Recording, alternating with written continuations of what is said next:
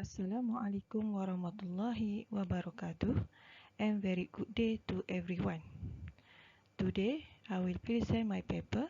The title is Ungku Omar Polytechnic Lecturers Awareness Evaluation and Acceptance of Curriculum Information Document Online System. My name is Abdul Aziz and my colleague Aminah Bibi Bawamohiddin.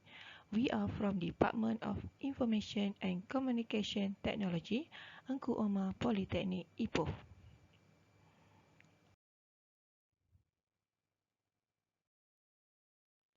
E-learning is a form of virtual learning where teaching and learning are carried out in outline. The online learning experience has opened up the space of the full use of educational technology and made the demand for internet services increase. The scope of this research is to focus on the effectiveness of e-learning system and learning environments, especially at the higher education level. This online-based e-learning technology is a very effective teaching and learning alternative. The effectiveness of an e-learning system depends on the teaching and learning model used, whether it is able to meet the teaching and learning requirement or not. The education system has been challenged by the explosion of information and the enormous technological advancement. Particularly, the power of digital and computing, which have also impacted the paradigm of learning. This study's significance is in determining the degree of awareness, evaluation, and acceptance of e-learning among lecturers as a tool for enhancing the teaching and learning process.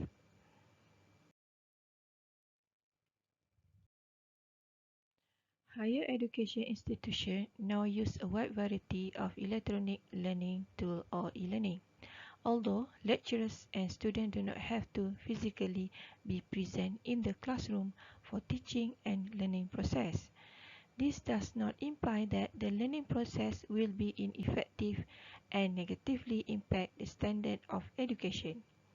In addition, the COVID-19 pandemic, which spread around the world about 2 years ago, disrupted normal communication and commerce. The significance of online communication has grown as a result of the circumstance. One of the sectors most impacted by the COVID-19 pandemic is education. The majority of nations, including Malaysia, have completely replaced traditional classroom teaching and learning with online teaching and learning. Internet usage in the educational process is thus now mandatory and not an option. The study's goal is to examine how well versed lecturers are in the principle of e-learning as they apply to the teaching and learning process.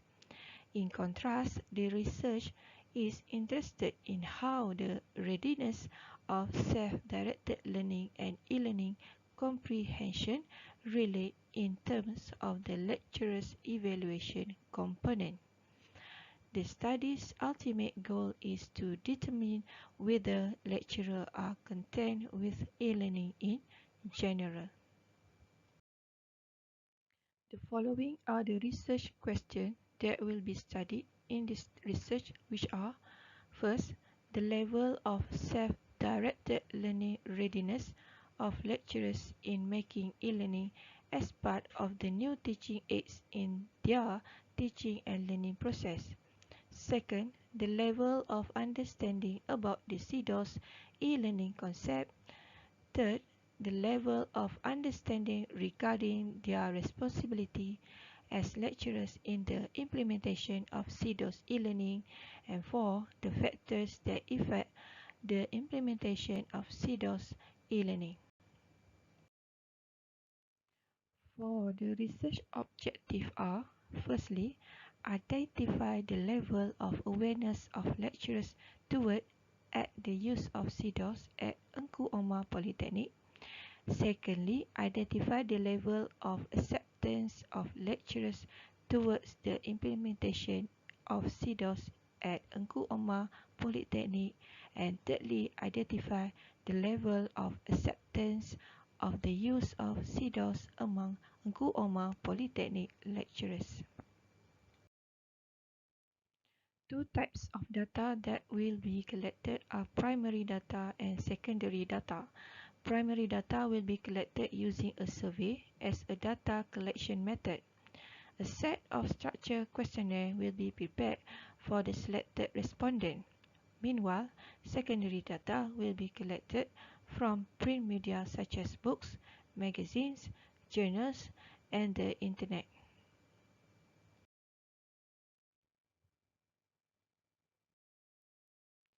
E-learning, also known as M-learning or mobile learning, in general, is type of distance learning take place online using the internet as a conduit between instructor and student.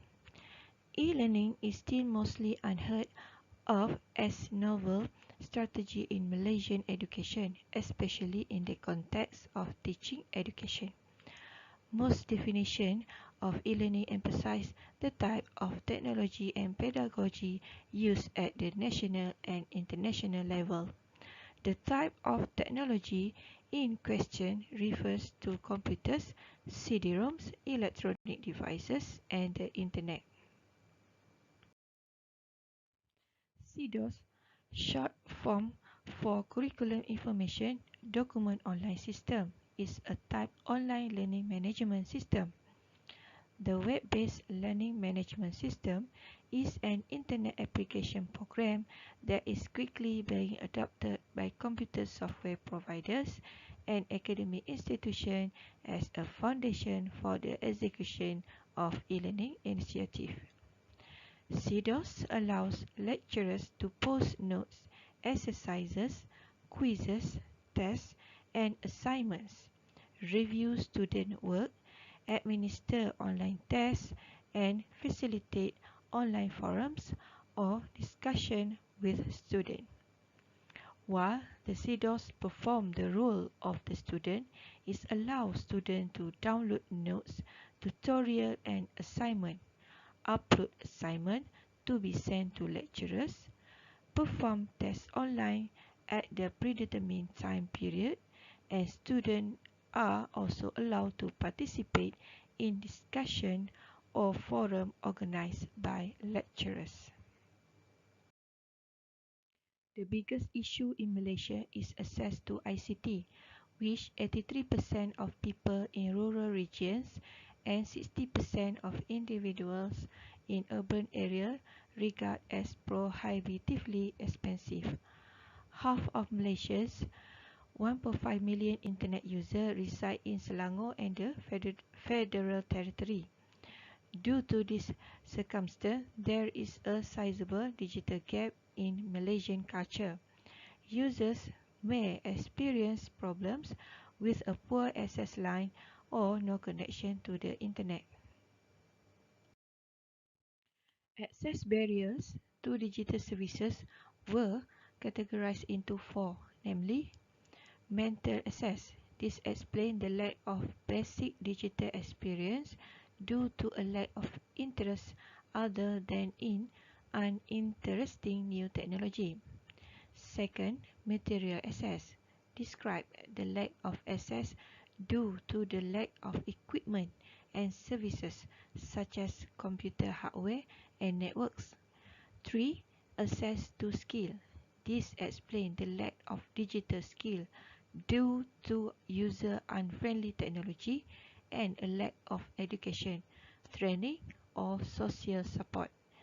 And fourth, access to use explains the lack of opportunities to use the internet. There is barriers to access to digital services.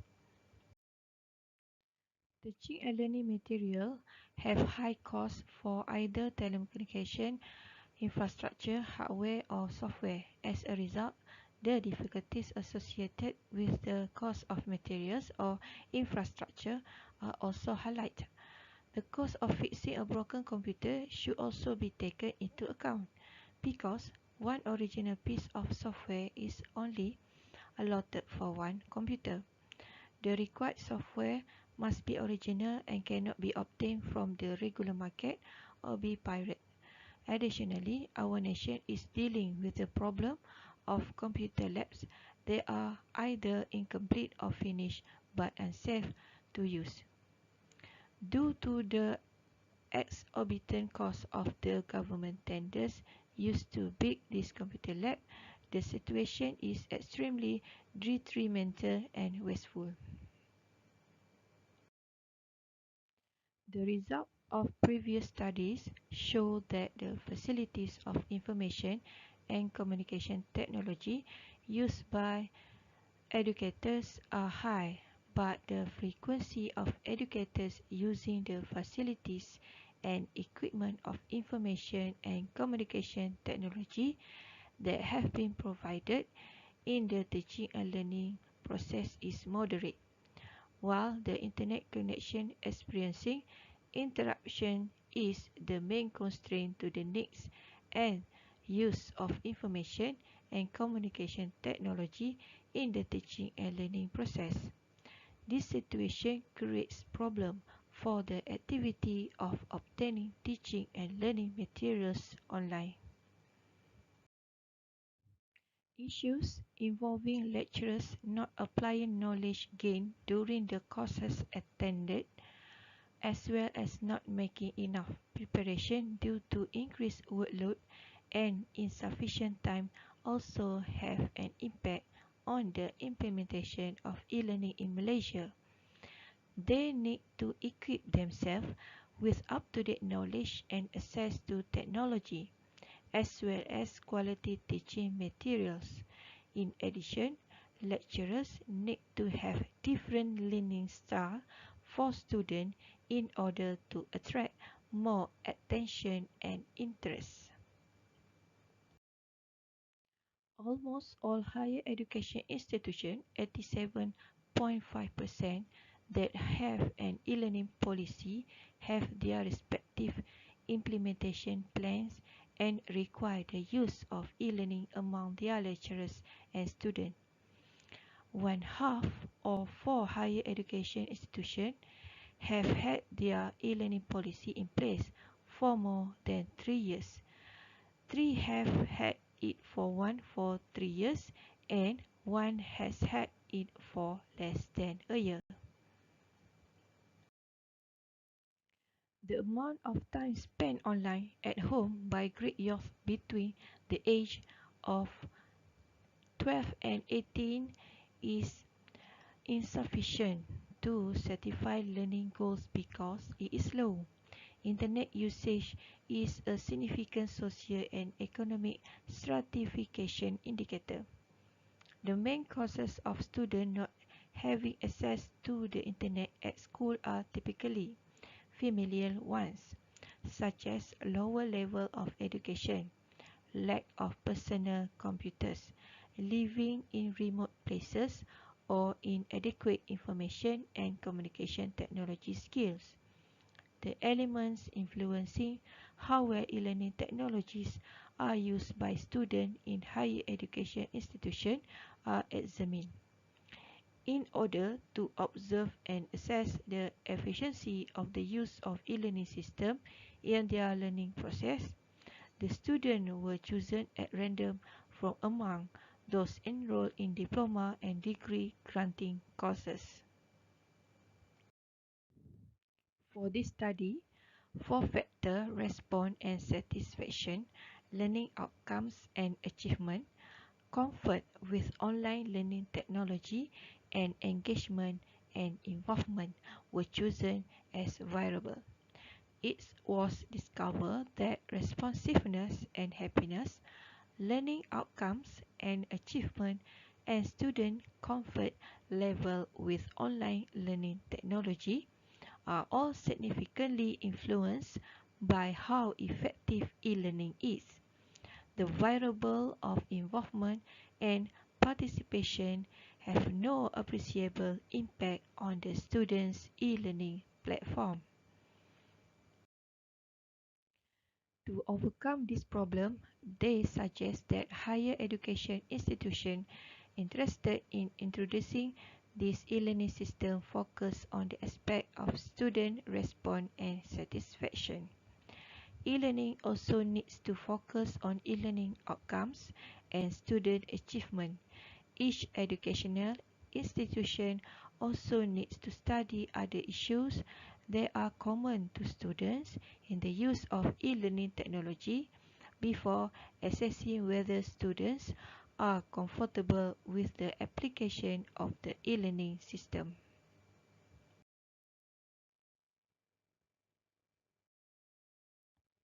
The research method that will be used by the researcher is a quantitative method in form of descriptive research or survey research. Quantitative research is use quantitative information or data. Quantitative data can be measured through a measurement process and require measurement tools such as questionnaire. The quantitative data that will be measured is in the form of numbers. The research that will be carried out is in the form of a survey study in which the researchers' response will be collected using a set of questionnaire. The questionnaire will be distributed to Ungku Omar Polytechnic lecturers. Researchers perform a random sample selection method in which all entities in the population have a probability of being selected as a sample. The sampling method used by the researcher are layered random sampling or stratified random sampling. The research sample targeted comprised 99 lecturers from only 2 departments. A total of 11 male lecturers and 32 female lecturers are from the Department of Mathematics, Science and Computers, while a total of 14 male lecturers and 42 female lecturers are from the Department of Information and Communication Technology. This survey study will use a questionnaire as a research tool. Research can be conducted using questionnaire they are answered by respondents. The advantage of a questionnaire is that respondents can take the appropriate time to answer the questionnaire. This study has been classified as quantitative research. Quantitative method investigate why and how a decision is made. The data obtained from questionnaire will be analyzed using SPSS software through descriptive statistical techniques. Descriptive analysis data can be obtained from frequency, percentage, mean, and standard deviation.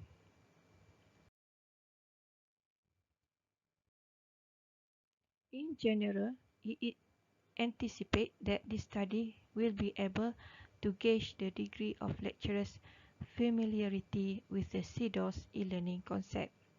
This study also intends to determine the level of acceptance of CIDOS used among lecturers themselves, as well as the level of acceptance of CIDOS implementation among lecturers as a whole. If the findings indicate that lecturers have a moderate to low degree of awareness of the usage of CIDOS, the result of this study should be used to identify future improvement efforts. That's all from me, and thank you.